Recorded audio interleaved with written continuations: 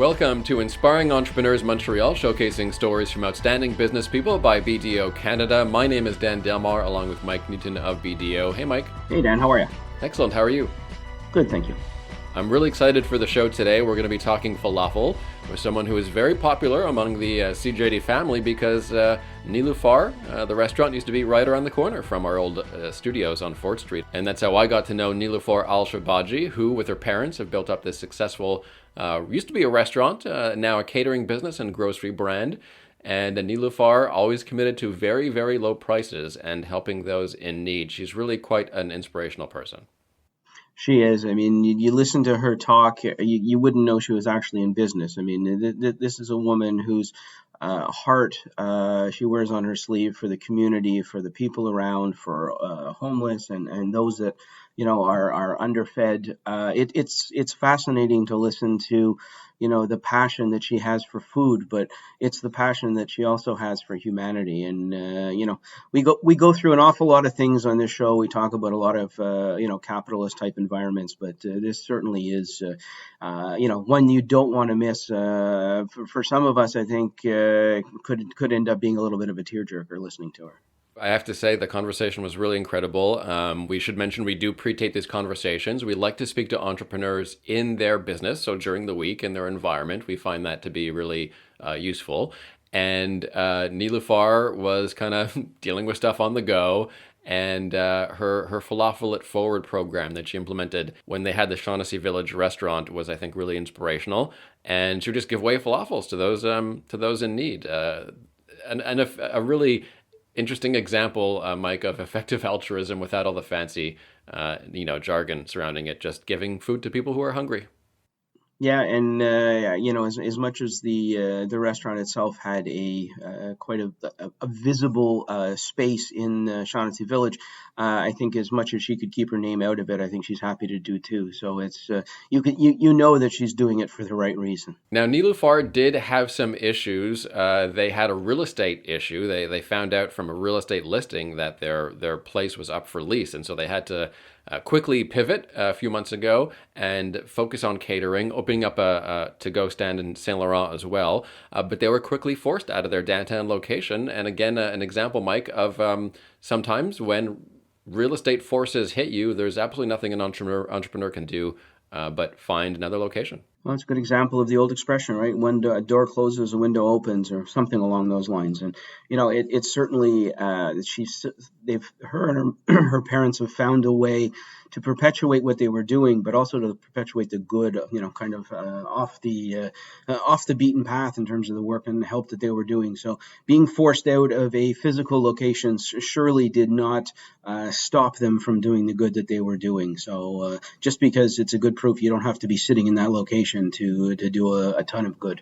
And as I mentioned, there is a CJD connection here because she was the snack stand for a lot of our employees. I used to run out in between of traffic shifts when I used to be a traffic reporter and get some falafel. And her very first customer was Mike Babbins. And many remember Mike as the producer for the late, great Dave Fisher on our weekend morning show. He was the funny voice in the background behind Dave a lot of the time, on the trivia show as well. And so Mike was not only the first customer of Nilufar, around the corner from the old CJD station on 4th Street, he also wired money in to be the very last customer from British Columbia, where he is now a successful entrepreneur himself. And I figured it'd be nice for CJD's audience to hear from Mike again and to tell the story. So here's Mike on Nilufar. Mike, tell me your impressions of Nilufar as a person and as an entrepreneur, and your experience as the very first and last customer. Well, I was eating at Nilufar before she was born, because her mom said, come check out the new place we made. I didn't even know there was a daughter on the way. I didn't know the whole story that it was going to be her place. And then all of a sudden there was a little girl there, and I was just watching her grow up. And then she was working behind the counter when she was a teenager, and then she was in charge. And then she just did all these amazing things with Nilufar. Number one, just keeping the place open just to keep the students and the not well off with a place to eat was just above and beyond what many people would do. She went out of her way to make sure people could continue to eat. And we all know it wasn't where the big money was coming in from. She's making a lot more money with the Falafel Royale, with the stuff to the grocery store. So she was doing that as a labor of love for the community, and just because she's such a great person, and I'll always love you, Nilu, for that. As an entrepreneur, she took this place that just made falafel. She added all these things to the menu. She made it a Montreal phenomenon, a must-visit place. And now it's continuing in all the grocery stores. I'm still waiting for cross-Canada delivery so that we could get proper falafel here in Vancouver, where I have to pay $12 for a pita. Thank you very much. But aside from that, everything is awesome, and I want Nilu to continue, and I want the business to grow and, as mentioned, expand to Vancouver. Mike, it's great to hear from you. Thanks for joining us. Thanks for having me, Dan. So there's the ultimate testimonial for Nilufar. I'm going to say that by the time that airs and she listens to this, she may have a few tears in her eyes. Yeah, there's not going to be a dry eye in the house after this show. She's really a special person. Nilufar Al-Shourbaji joins us. Moving on to some current events. And Mike, we've been talking a lot about banking in the past few weeks. All the American banks experiencing some issues related to crypto, AI, and some investment. Credit Suisse now got swallowed up. I mean, a lot of movement in the banking sector. Is this a sign that, as the signatories of this large AI declaration wrote, Elon Musk, others, is maybe a pause necessary, a pause to recalibrate, to perhaps give governments around the world a chance to catch up on regulation and to make sure that we aren't relying too heavily on AI to our own detriment? Yeah, it's a fascinating question. About 10 days ago, billionaire Andre Estefes, who was the co-founder and chairman of Brazil's Banco BTG, made a statement that I'm sure upset many people, in the sense that it's very basic asset liability management that any junior analyst working at a bank in Chile, Brazil, or Colombia, or any other country that presents a little more volatility would know. He's basically calling it gross mismanagement of interest rate mismatch. So it's interesting because, I bring that up because, we live in North America. We kind of take for granted that we have everything under control, that we're looking at things rationally. And I don't know where that management lies anymore, between using logic from a human perspective and how much of this is just, technology based. I think if you run through a management of asset and debt on a balance sheet into a computer, and you don't set your variables right, you're going to set certain things off. And the moment we get an interest rate hike like we have, all of a sudden things shift. Well, if we're not managing that and looking at that and relying that everything's getting picked up, where are we going? And this whole discussion of AI and how far, AI is only as good as the information it gathers over time. And from a human perspective, I don't think we can replace judgment. I don't think we should be replacing judgment. And I don't think we will be replacing judgment anytime soon. But it means we have to stop being complacent and just assuming that everything that gets spit out at us from a technological standpoint is 100% right. We saw that, we talked about this a few weeks ago, about how, once there was a run on the bank, it's no longer, bring your wheelbarrow to collect your money. The $43 billion that moved around SVB did so in the first 24 hours, and like 70% of that in the first hour itself. It's a whole new world. And technology is definitely driving it. And I'm not saying that we should not be using it properly, but I still think there needs to be a little bit of logic. And you're right. I think the governments need to start catching up to how they're going to address it. And I think if you take it one step further, that's a big problem right now with cryptocurrency, is nobody is caught up. None of the governments have been able to deal with, what does this look like from a control perspective? How do we tax it? Where do we go? So we can't let tech drive everything. You still need a few of us with a few brains in order to keep things going. From the communication standpoint, on our website at TNKR, in the recent weeks, we put a little logo referencing the human in the loop principle, which means that we don't do any task. And these days, translation is automated. Even drafting blogs is largely automated these days for a lot of companies, not for us. But if you don't have a human in the loop supervising every process, there's a problem. And the recent stuff we've seen on ChatGPT-4 is super interesting because obviously it's a great tool that has an amazing amount of power, but it also has to give you a result, right? Its job is to give you an answer. It doesn't have to be the right answer or the best answer, but it's going to give you an answer with a high degree of confidence, very well organized. And if it's the wrong answer or even a partially wrong answer, it can take you down a road that you won't even predict. So it can save time, but you absolutely have to check up on everything that an AI does, whether it's translation, drafting, repairing code. Everything requires a human in the loop, in my opinion. I agree. I think, you ask the right question to the wrong person, you're going to get the wrong answer. You ask the wrong question to the right person, you might get the wrong answer. I mean, the whole exercise here is about judgment and some kind of understanding. And yes, at some point, I guess the bigger the AI base builds, the more people are going to contend the judgment is intrinsically found within all of the research that's being done. I'm not so sure yet. Let's just say, I guess maybe I'm happy I'm 55 and not 25, so I know at least I can use my brain for another 20 years before this takes over. And if you have a really good bot, before we break, a reminder that BDO is calling all tech entrepreneurs to apply for BDO's VC Pitch Day. Now that gives selected emerging and scaling tech companies the exclusive shot to pitch their business to the incredible venture capital investors BDO puts together in May 2023. So visit go.bdo.ca/VC Day for details. That's go.bdo.ca/VC Day. And best of luck to the tech entrepreneurs there. And Mike, I want to get your thoughts on the federal budget. So I'm not political on the show, of course. It's a different space. I just want to be entrepreneurial and focus on inspiration here. But as I was saying on CJD in the past couple of weeks, the only thing I can say, I think what a lot of people have observed is that this does seem like an election budget and very targeted towards certain, I suppose, retail clientele.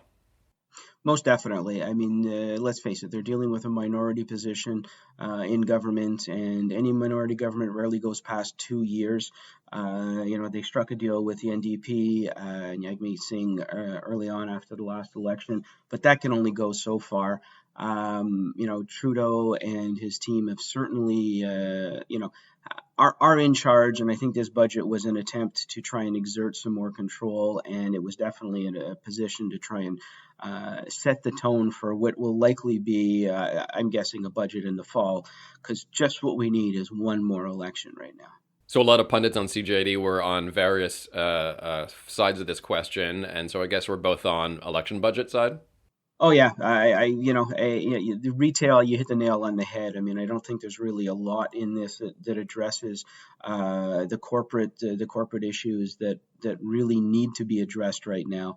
And I think Prime Minister Trudeau is looking at this going, there's really not that much out there for to compete against me from an election standpoint. So I think I'm going to do whatever I can to get as many of the retail votes as possible, and we'll try our hand to lock in another 4 years as control. And look, as we've known historically since Confederation, the Liberals have had the majority of time and power, so they certainly know how to play that game very well.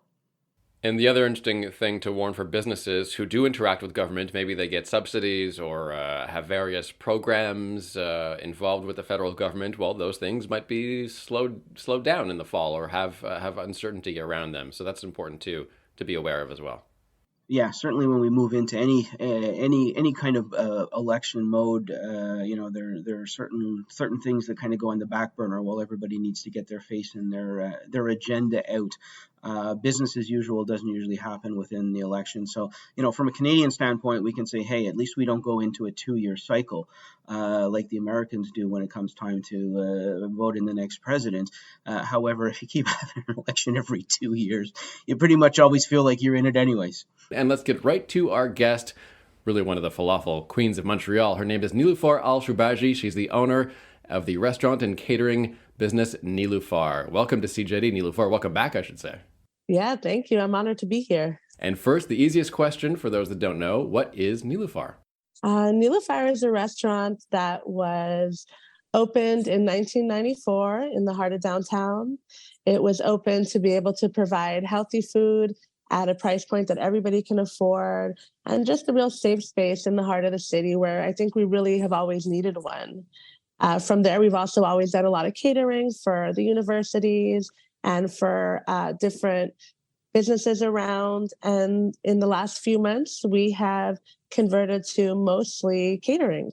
So the conversion to catering, while I think is probably a really good idea, might not have been totally of your own doing, right? At the end of the day, I mean, for some of our listeners who happen to follow, note that there were some issues with the landlord in there. So maybe walk us through a little bit what that means.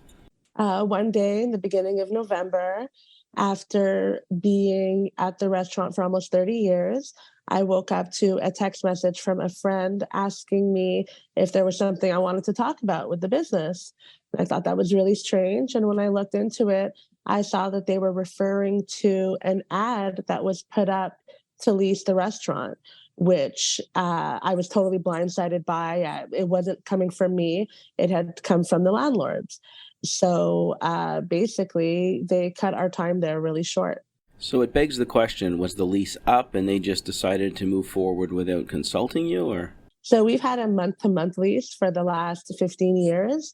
And even during COVID and during all the rough times where people were unable to pay their rent and the businesses were closed, we were still able to maintain. We paid our rent. We did everything on time. And that was the last time we really spoke with the landlord, was around 2020 or 2021. So we had no idea that it was happening or anything like that. We wanted to talk to you, Nilu, because you're someone that's familiar to the staff here at CJAD. You used to be around the corner from Fort Street where our studios were. And I remember our old friend Mike Babbins from the Weekend Morning Show was actually your very first customer and your very last customer. Tell me about the connection to media and how you've used some of those media connections to further your marketing. You know, it wasn't really me that used the connections. It's the falafel. I feel like our falafel is so good. It connects everybody all over the city. I can just stand in front of somebody and give them a falafel sandwich, and they just want to know more about it and about us. And, you know, food really speaks to people. And the way to a lot of people is through their stomachs. And Mike is one of those people. Mike loves food, and he was vegetarian. So he would come on, my mom would always say that he would come on his like 3-minute breaks, run in, get 2 falafel sandwiches and run back. So a lot of people were like that. So we're very much so appreciated by the people in media. And he was our very first customer. And when he knew we were closing, he was messaging us a lot and making sure, you know, that we were okay with everything and that we were making the right decision. He was really involved in making sure that we were all okay. And in the end, he even asked if he could e-transfer me money to be the last transaction that we did at the restaurant. And that was so beautiful to me. And I've never cried while pressing a transaction, but this time I definitely did. I should also mention, when I was a traffic reporter too, that's exactly what I would do in between shifts. I would run over to Nilufar, get a snack. You provided such delicious, affordable meals to everyone. We all were obsessed with you, Nilu, and we were also troubled to see, you know, that you had to make a quick exit. But then you really decided to double down on the catering business. Tell me about that time in November when you're pivoting, and this essentially is a pretty important pivot for you guys. You still have a storefront in Ville Saint Laurent. But getting out of the downtown core and pivoting to catering, what have been some of the challenges with that pivot? I think the challenge really motivated me to move quickly. And, you know, all I had to do really was put up a status on social media saying, hey, we didn't know about this. Because the way we have our connection to our customers, I didn't want people to think we were just leaving in the middle of the night or business wasn't doing good. So we were just closing and we were just taking off. I really wanted people to know what the situation was. I wanted people to know that it wasn't our choice and that we wouldn't be leaving them, you know, so to speak, in the cold, just like that. So I think that writing that status, it motivated me to see how much people wanted the food still and that there was a need for the food. And I wasn't just going to close up shop and open a t-shirt stand or something. I really wanted to stick with what I was already doing. And I wanted to see and talk to the people that I was already talking to. So I decided that I was going to go full throttle with the catering, and all I really had to do was put up a Facebook status and the orders keep coming in. It's a few months later, and we are so happy with how it's doing. So, Neil, the catering component was there prior to. It was obviously a much smaller piece of the business. So you weren't starting from scratch on a catering side, but obviously the business model and the change of everything here. What did you significantly have to change the moment you unfortunately put the key in the door on the restaurant to move into a full-time catering gig? Well, we had to now fully having to be dealing with volume instead of just, like having pre-orders for catering because people would come to the restaurant, give me like a week notice. Now I'm getting a lot of people that, 24-hour notice for a pretty big order. So I have to make sure that I have all the stock, just the platters, the catering, the food that comes with it. So that was more the major adjustment, and dealing with more when people would come to the restaurant, they would see what they wanted and choose what they wanted off the menu. I feel like when it comes to catering and when people are giving more money and asking for significantly bigger orders, they want more service. They want more one-on-one time. So that led me to do a lot of customizations on menus, which does take some time. So shifts like that were definitely very noticeable, like with my time, whereas I would just serve somebody 2 falafel, see you later. And now here's a 3 menu proposal. This is what I think your guests would like. And honestly, I love doing that. So I'm really happy about it. So as much as the website may have been part of the marketing before, for those people that didn't know you, for now, I guess it has a much bigger role in what you're doing from a marketing campaign and in terms of reaching out to people. Are you taking orders online? Are you working through or are you still doing it, shall we call it the old-fashioned way, on a phone call or some kind of communication? I'm open to any type of communication. But for me, social media is what really works. I get orders from LinkedIn, Instagram, TikTok, Twitter, Facebook. So that's huge for me because that's 5 times the audience. It's not all the same people following me on all different social media outlets. It's all different people. So it's like 5 times the marketing. So that's where I get my most audience is in social media. I get a lot of orders directly in the direct messages. And then we go to email for the more professionally invoicing and stuff like that. But I deal with clients directly, and I try to make it as casual as possible. A lot of people, they get, some type of like anxiety or something when they don't know anything about the food, but all of a sudden they've been given the task of feeding 500 people and they don't know what to do. That's when my expertise comes in. And to be able to just talk to people calmly online, like, hey, what's up? Throw little emojis here and there. It makes the whole situation a lot calmer. It's a lot more personable, and it's really good. Walking into a store, somebody orders, you're providing your cooking there. Now you've got 5, 6 modes of communication coming at you. How are you managing? How are you managing to be able to accept all of these orders coming in from so many different locations? And I know that doesn't sound daunting, but for anybody who's sitting in the position you are, that's got to be a lot of volume from a lot of sources. It is, but I love what I do, so it doesn't really feel like work. And the people that are emailing me, like, they'll be people that I already know or people that I've already dealt with. So it's people that I would like to hear from anyway. So it doesn't really feel like a task. I love that they're reaching out, and I love that they miss the food and that they want to have the food and they're calling us for their next event. So, they say when you do something you love, it doesn't really feel like work. It does feel like work. Obviously, if you do put in your 100%, it's always going to feel a little bit like work, but it's so much easier when you love the people you're dealing with and you love what you're doing. The Falafel Queen, pretty much, I think, of Montreal at this point. I think I can call it Falafel Queen. And they used to have a restaurant in the Shaughnessy Village near our old studios on Fort Street. And that's how I met Nilufar so many years ago. And one of the great stories, I think the subplots here, Mike, is that Nilufar and her family have been really so dedicated to providing good quality food at, I would say, absurdly discounted prices. I mean, Nilufar, your prices have been, from what I've seen, like in recent years, I mean, just crazy accessible. And the effort that you guys must put in to keep those prices low is really admirable. But are you making money? Are you guys making enough money? I mean, you used to come in and say, "Are you sure? Is this, can I pay more for this?" I love when people do that. And I always accept more money. And tell me about the pricing and the Falafel at Ford program you used to do as well. I think, why keep such good food a secret? Why have a restaurant if you can't feed so many people? I love the fact that mostly everybody can afford what we have, and those who can't, we've always given food to people who needed it. People are like, oh, for homeless people. And it's not only homeless people that need food. There's also people that run on bad times, that they lose their jobs, or they've just paid all their money to their rent and to their regular bill, that they're not able to afford to eat every day. And I've had plenty of people come and be like, hey, Nilu, like, I got paid Thursday. I haven't eaten for 2 days. Is there anything you can do? So I wanted to kind of avoid those conversations and not have people have to come in and ask me, because it takes a lot of courage to do that. So for some people, it's hard to say, I don't have the money to eat.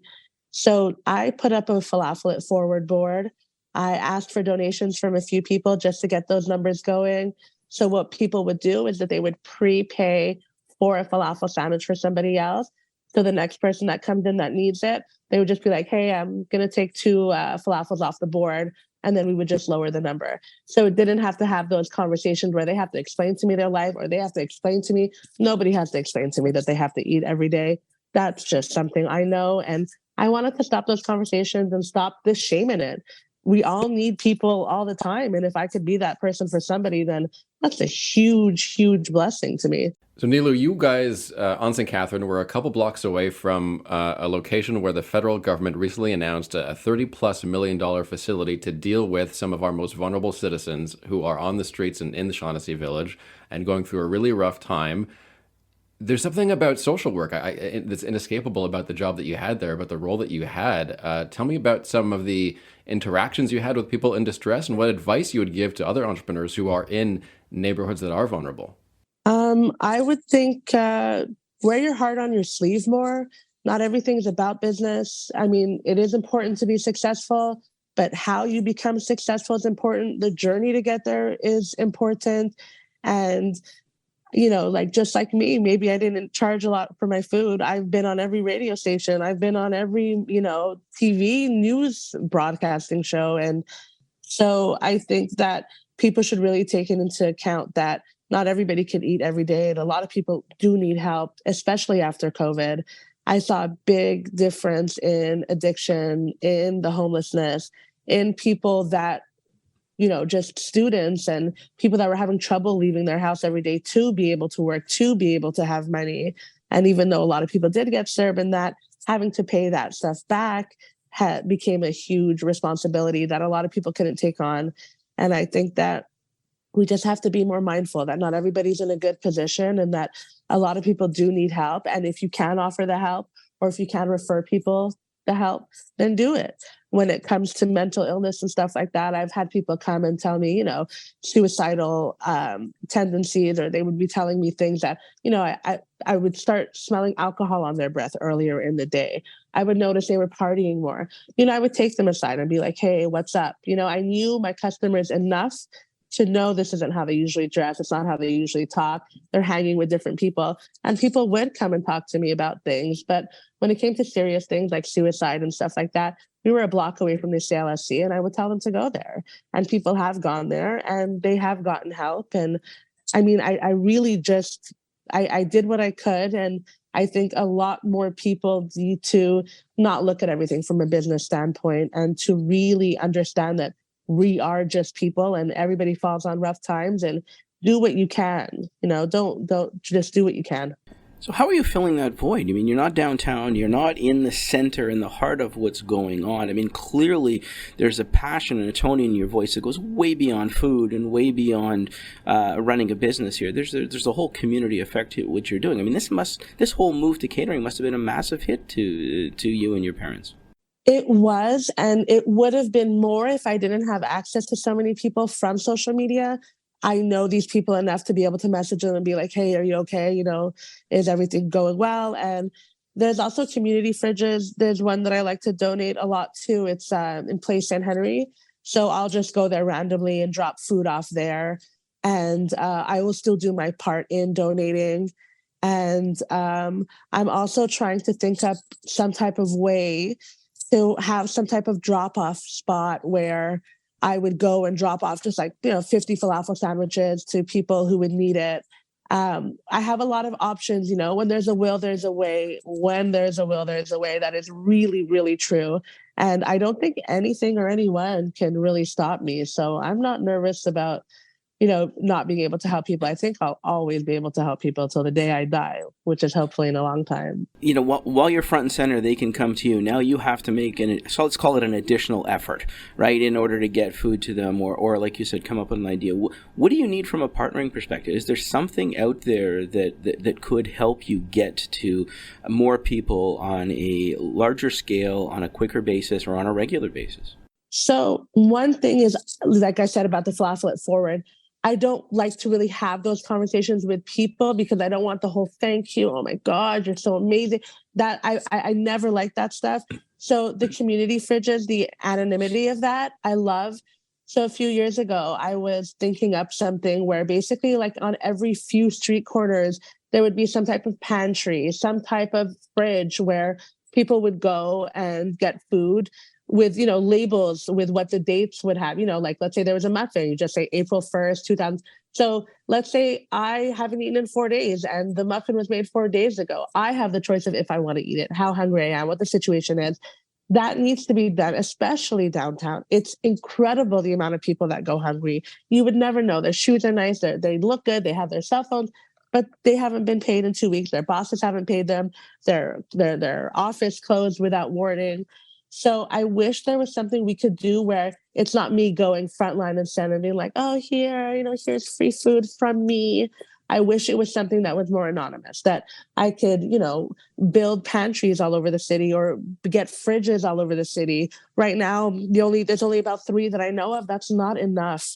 There are so many families where there's not enough money at the food bank. There's not enough food at the food bank. There's not enough people that have the money. I see people all the time on Facebook. I'm on mutual aid groups. I see people all the time that are like, yeah, the food bank has food for me. I can't get there. I can't afford to get on the bus. I don't have bus tickets. Can you e-transfer? So there's so many obstacles in the way of getting food. We're not a third world country. We have to do better. There's no excuse for this. It's interesting in the way you describe it, because we have made efforts in many areas, and whether that is healthcare, where somebody's battling cancer, we'll help them move around town, we'll help to get to an appointment, but we still kind of ignore and I don't know if it's sweep under the rug a lot of the homeless, lack of food and mental illness associated with all of this. So, there's still a lot of work ahead of us. How has this affected your parents? I mean, they started this store. This was front and center. I mean, obviously, they must have the same passion and intensity that you have for what's going on. Has this had a negative effect on them, or is this giving them just a different opportunity to look at the world and the way they do things? Well, my parents are the best people I've ever met, to be honest. I think they've taught me how to be how I am, and everything that people say to compliment me, I could say the same thing about my parents. So we owe all that to them. My mom worked at the restaurant for 30 years, so it was like her child, and she definitely missed it. But I mean, the way it happened, like I told everybody, if we had to close because people didn't like the food anymore, that would be heart-wrenching. If we closed because people didn't like us anymore, or because, the quality went down, the price, that would literally, that would really hurt. But the way it went down, I think, we were able to leave with, our dignity, with our work still appreciated. And I think that made things a lot easier. On top of it, in 2016, I started distributing the falafel in stores. So we sell Falafel Royale in grocery stores. And this is actually where we took the restaurant. Now we're in the same location where we do make the falafels. We have a huge kitchen here for that. So we integrated both of them together. We're in about 50 grocery stores. So I'm still able to give people affordable vegan food that's, people have a lot of allergies. And if you're vegan and gluten-free, people will charge you $10 for a piece of bread, where you can get a box of falafel with all this protein, all this fiber, really healthy, all natural stuff. And we're still, feeding off that energy and off the fact that we could do that still. And continuing a little longer now for our podcast audience, Nilufar. And let's talk about Falafel Royale. So first, For caterers, catering situations, where can people get in touch with Nilufar for their big falafel orders? Order at nilufarmtl.com is where we take all the orders for the email orders. We also have a phone number that's online that you can reach us through. Also, all our social media. We're very, very active on social media, so we always get the message right away. Your parents named the restaurant after you, right? Tell me about their background, how they started the restaurant, and what inspired them to cook for the neighborhood, the Shaughnessy Village. My parents came to Canada in 1989. My dad opened a fruit store downtown, about 3 stores down from Nilufar, and it was called Fruitery Young's. And from there, my mother started the restaurant, and that opened on Halloween night, 1994. I was there and I cried the whole day, the whole night, because I just wanted to go trick-or-treating, and I couldn't imagine that I was sitting in a restaurant that I didn't know anything of when I could be getting bags and bags of candy. And I didn't know how much this restaurant would mean to me just 3 decades later. So they were really interested in feeding people. You know, there wasn't a lot of Middle Eastern options. And people, when they think about fast food, they think burgers, they think fries. They weren't thinking falafel sandwiches at that time. That was something the city really needed, healthy food that was also quick and also affordable. So that's how Nilufar was really born. It is named after me, and that's always been really, can't find the word. Influential? Yes, it's been influential. Having a restaurant named after me is really influential. My brother's name is Amir, so we didn't have that much options. So only the 2 of us, but I'll still take the win. And basically, yeah, that's. I think you've come a long way since crying for candy back in the 1994. Just listening to you talk is inspiring me. I mean, this whole effort in trying to feed certain communities and you know, people that haven't eaten in a long time. We take lack of food as something that happens to somebody else, right? It's never us. I mean, you've basically created in the way you're working your own foundation through whatever work you're doing, right? Instead of setting up a separate foundation, you're doing it on a daily basis through all of this. Do you find yourself running around town? I mean, is there I mean, obviously with catering, you're not everything is picked up, I guess. You're dropping off some of the food. Now you're dropping off food at food banks and shelters. Like, do you sleep? Do you just run around town constantly? I have a lot of energy, and I'm happy that my energy is going into something good, you know, rather than shopping, or I don't know what else I could be doing that, you know, this for me is meaningful and it helps me sleep at night. So why not? And I also have a team. You're nothing without your team. I have everybody helping me. I have friends that call me, be like, hey, I didn't go to work today. Do you need anything? I could call 10 people right now and be like, can you come help me in the kitchen? And they'll come. And just having that support behind you, you can do anything. I feel invincible like that. So where are you cooking from? I mean, when you had the store going, obviously you were cooking at the store. How do things change in terms of environment to cook? And what was the biggest, I guess, the biggest change from a workspace environment for you to go full catering? We have a big, beautiful kitchen here where we make the Falafel Royale. So that's beautiful. Really happy about that. But the conversations, the meaningful, there's like thousands of conversations that we would have with people. We miss that. We definitely miss our people. We definitely miss seeing the same people every day. And we were built on regulars. So we would have people come in and be like, hey, Nilu, you're literally my fridge. I know it's my 3rd time here today, but just give me the food. Just, you don't have to tell people. And just, I know I'm here a lot, but I love your food. And so that part we'll miss. That part I think we'll always miss. But again, like with social media, I feel like we're so accessible. And people, I can reach out to anybody myself as well. And I really love that. And we'll have the one piece of advice for inspiring entrepreneurs. I mean, I don't know how we're going to cram in more inspiration from Nilufar Al-Shourbaji, Mike, but she's going to cram in one more piece of inspiring advice for everyone. And it's a good one. It's coming up, so stay tuned for that. But first, let's get to our expert, Natalie Purkhardt, Manager of HR Consulting at BDO Canada. Welcome back, Natalie. Hi, Dan. Thanks for having me today. No problem. And Mike, no business is too small to lay that foundation for HR.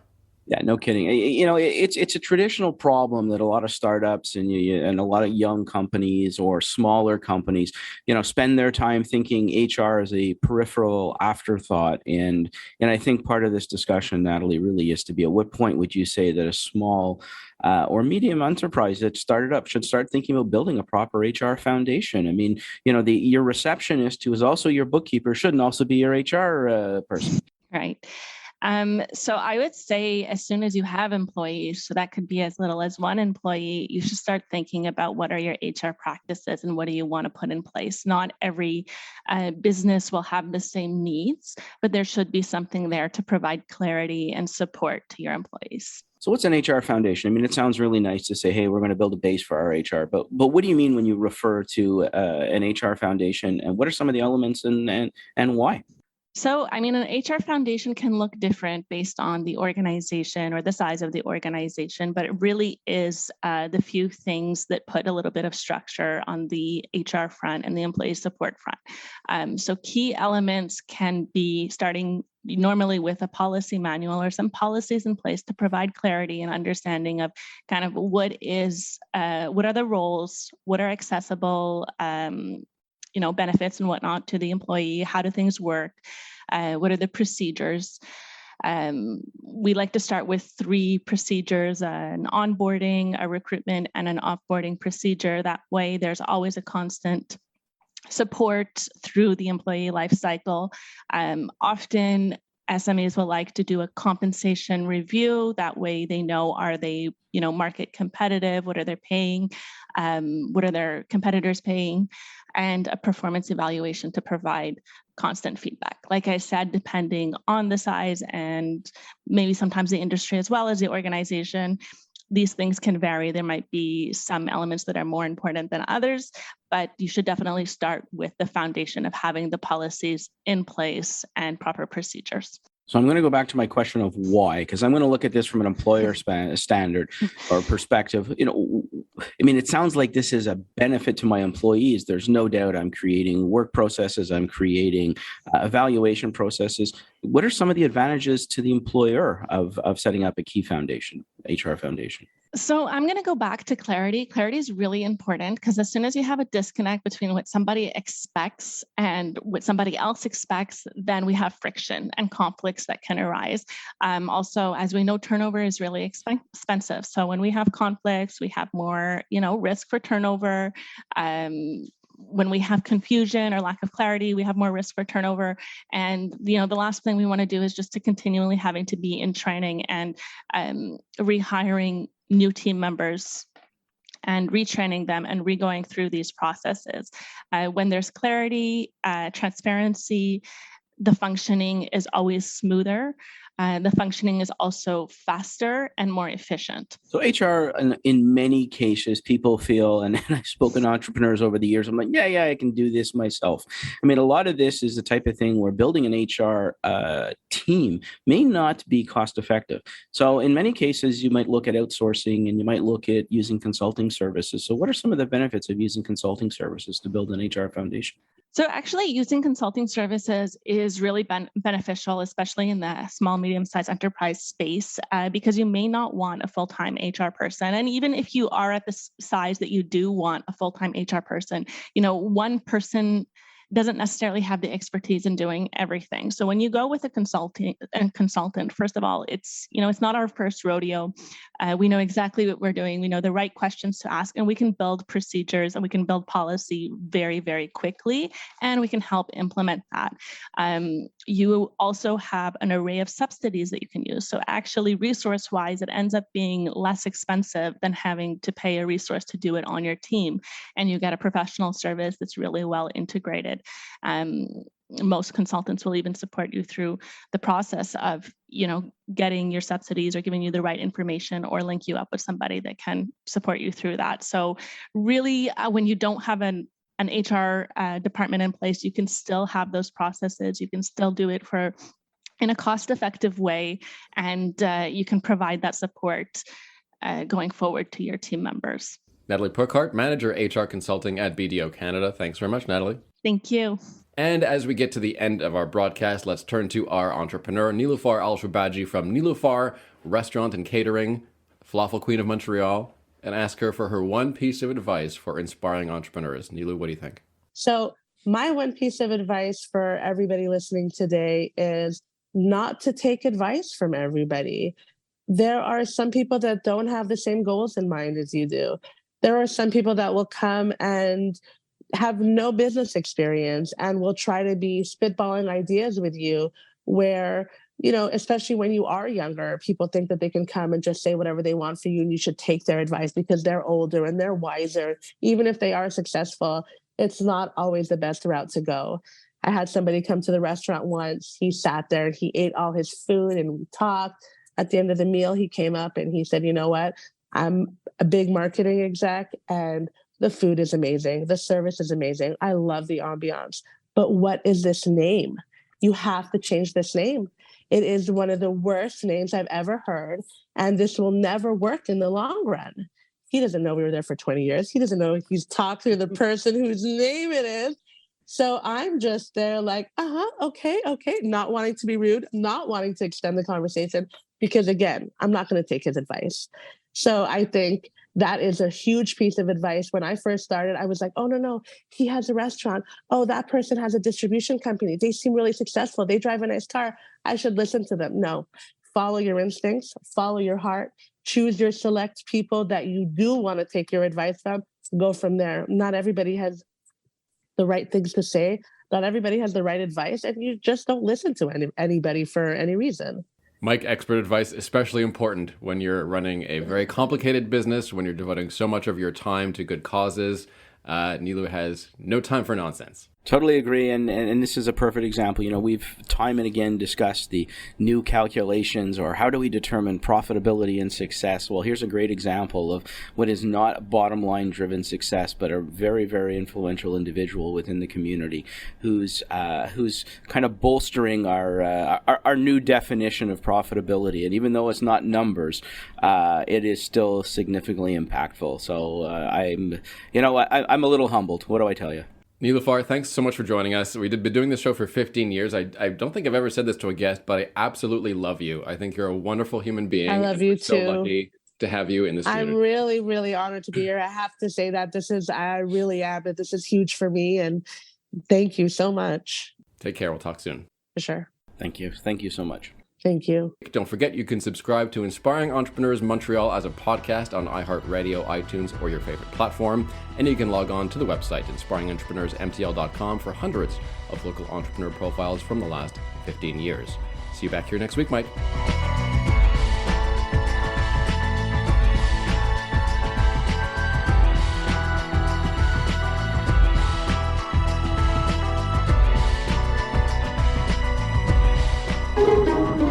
This has been a production of TNKR Media. Good talk.